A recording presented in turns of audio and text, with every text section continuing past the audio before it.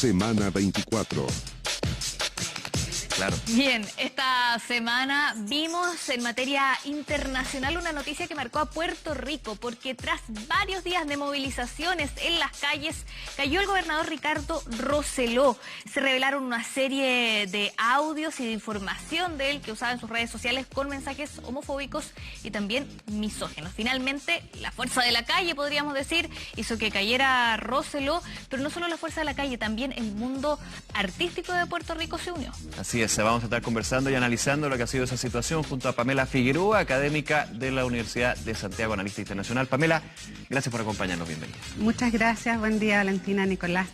Lo decía Valentina, desde el ámbito artístico, también desde la sociedad boricua en este caso, y también desde la filtración de estos mensajes que finalmente sepultan a una de las autoridades más importantes de Puerto Rico.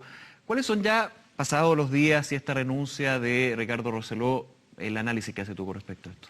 Bueno, obviamente esto fue bien impactante porque, como señalaba Valentina, hubo una movilización social que duró 12 días, muy fuerte, muy constante, también un poco sorpresiva en Puerto Rico. Era como primera vez que había esta movilización tan masiva y sobre todo tan persistente en el tiempo, pidiendo directamente la renuncia de Ricardo Rosselló, el gobernador, que es la autoridad más importante, porque Puerto Rico, recordemos que es un estado libre asociado a Estados Unidos, entonces es un tipo como de sistema político que no es totalmente autónomo y es como que es un resabio del colonialismo norteamericano y que en muchas potencias existió. A veces como que uno cree que todos los estados hoy día son estados libres, democráticos, claro, y no necesariamente es así. Entonces, esto demostró una crisis que yo creo que tenía como tres aristas. Uno es el tema de la corrupción, que ya se venía hace unos días. De hecho, antes de que empezaran las movilizaciones, ya el gobernador Rosselló había tenido que tomar algunas medidas con respecto a autoridades que habían estado involucradas en casos de corrupción, y él había hecho un discurso muy fuerte en contra de la corrupción, de generar medidas de control, pero eso había generado también reacciones incluso del gobierno norteamericano. El presidente Trump se había pronunciado como en contra de esta situación en Puerto Rico.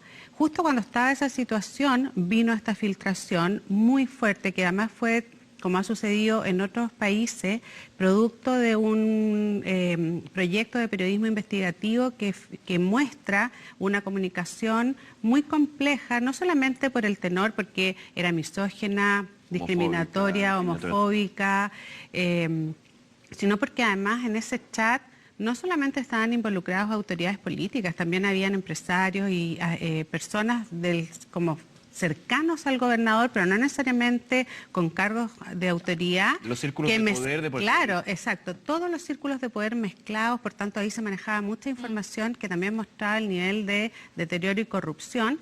Y eso además se suma a un muy mal manejo post-huracán, que había tenido un impacto muy grande y que incluso en esos chats habían como burlas con respecto a las víctimas del huracán. El tema del huracán, de hecho, es el punto de inicio de una cosa más evidente con respecto a esta disociación entre la sociedad puertorriqueña y el poder ahí, ¿no? Exacto. O sea, podríamos poner como el punto de inflexión y que lleva finalmente a esta renuncia. Exacto. Eso es bien interesante porque muchos estudios muestran que en general, los casos más grandes de corrupción se han estado asociados a catástrofes naturales, porque en general cuando hay una catástrofe, el Estado tiene que reaccionar de una manera muy rápida. Y se tienen que movilizar muchos recursos. Se movilizan muchos recursos y también se flexibiliza como la rigidez del proceso de toma de decisiones, claro, porque en el fondo hay que resolver rápido una emergencia, no puede uno estar haciendo muchas veces todos los procedimientos. Y entonces en el caso del huracán María hubo esos casos asociados a mal manejo de recursos,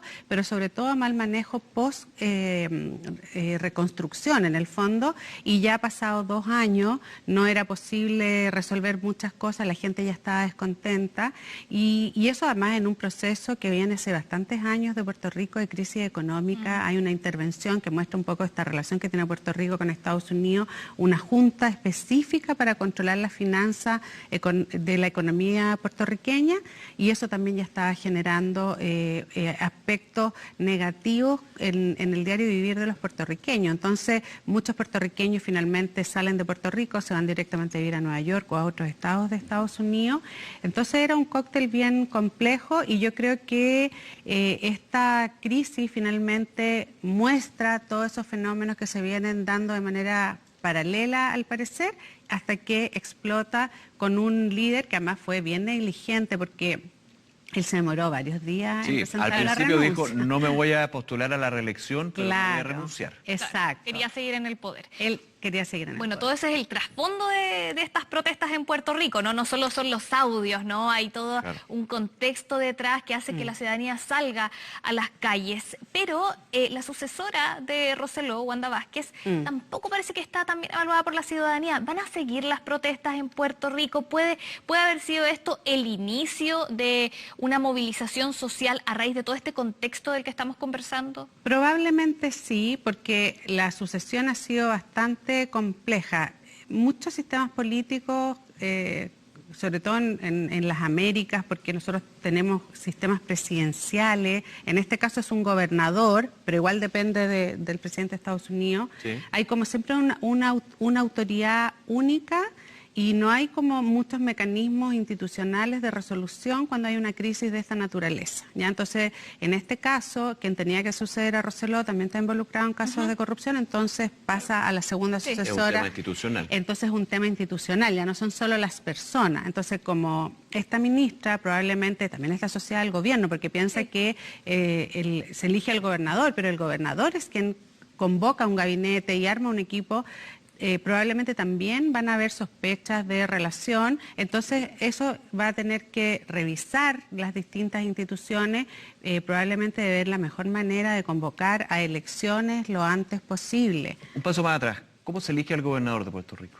Se elige por voto popular. Por voto popular, sí. O sea, cualquiera se podría postular. Exacto, cualquiera se podría postular. En Puerto Rico hay 3 partidos políticos importante, el partido político de Rosseló, que es el partido que lo que promueve fundamentalmente es que Puerto Rico sea un estado dentro de Estados Unidos, porque eso es como lo que divide la política puertorriqueña, los que están, los que son independentistas, eso, que es como los de izquierda más radical y que han estado desde la década de los 50 más o menos promoviendo la independencia de Puerto Rico. Independiente, exacto, exacto. Después están el partido como de centro izquierda, que lo que ha planteado es que Puerto Rico sea un estado libre asociado en las condiciones que está y como gradualmente tener más autonomía en la toma de decisiones, y los más como centro derecha conservadores, que es lo que quieren ser un estado de Estados Unidos, pero Estados Unidos no quiere que Puerto Rico se integre con plenos derechos, porque eso también implica, imagínate, un cambio interno en la política norteamericana, porque ellos pueden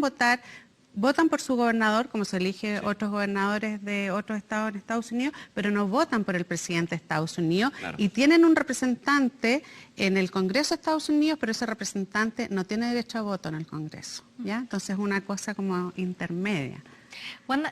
Pamela, perdón, estaba pensando en Wanda Vázquez. Sí, no, quería preguntar por ir a lo más pop también de estas protestas, porque lo veíamos ahí en las imágenes, estaba Ricky Martin, que fue afectado justamente por las filtraciones, o sea, Rosseló hablaba contra Ricky Martin, está Residente, está Bad Bunny, ellos participaron activamente de las protestas.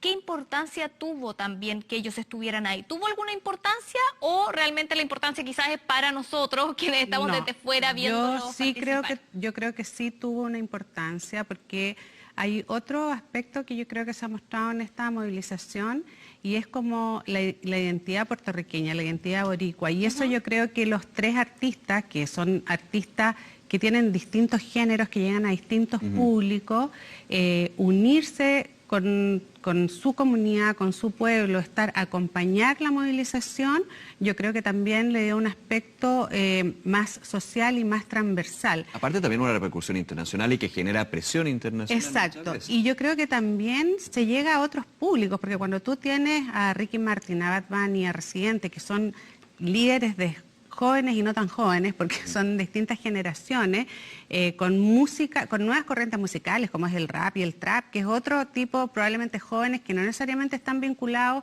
al acontecer político. Se abre un cuestionamiento sobre la toma de decisiones y muestra también como ese rol más ciudadano que tiene que tener un artista cuando hay crisis más profunda. Y ellos no solamente estuvieron, que es distinto a veces a otros movimientos, porque ellos no solamente participaron de las movilizaciones, sino que fueron líderes y tuvieron discursos. Ellos hicieron discursos en las movilizaciones. Entonces yo creo que eso también tuvo algo que es importante para los movimientos sociales. Y estaban ahí, nos mandaban videos desde Miami. Claro, los vemos ahí participando en la movilización, con las banderas en mano. Con sus banderas.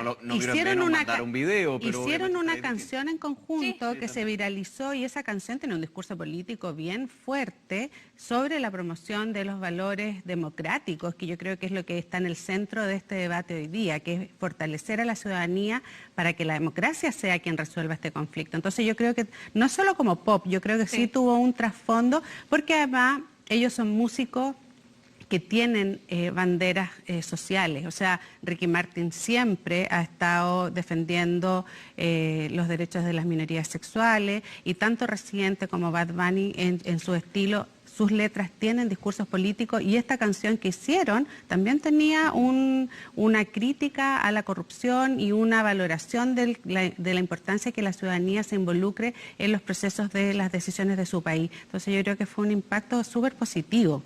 Pamela, ¿cuál fue la postura de Estados Unidos? Hemos estado hablando también de la relación, de todas maneras, directa que existe entre Estados Unidos y Puerto Rico. De hecho, yo recuerdo que luego del huracán María y el declive más aún de la situación económica de Puerto Rico, Estados Unidos lanzó varios mensajes. Sí. Aquí, ¿cómo fue también con eso, considerando también ese aspecto? Claro, lo que pasa es que Puerto Rico ha tenido históricamente un rol bien clave para Estados Unidos, porque está en Centroamérica, porque está cerca de Cuba, porque entonces ha tenido como en distintos momentos de la historia relevancias que han diferido. Entonces, Puerto Rico en el fondo lo toma Estados Unidos después de la guerra con Hispanoamérica, con España, se quedan con Puerto Rico a fines del siglo XIX. En 1917, Woodrow Wilson, que es un presidente demócrata muy famoso por promover la democracia y los derechos humanos en Estados Unidos, da la ciudadanía a los puertorriqueños.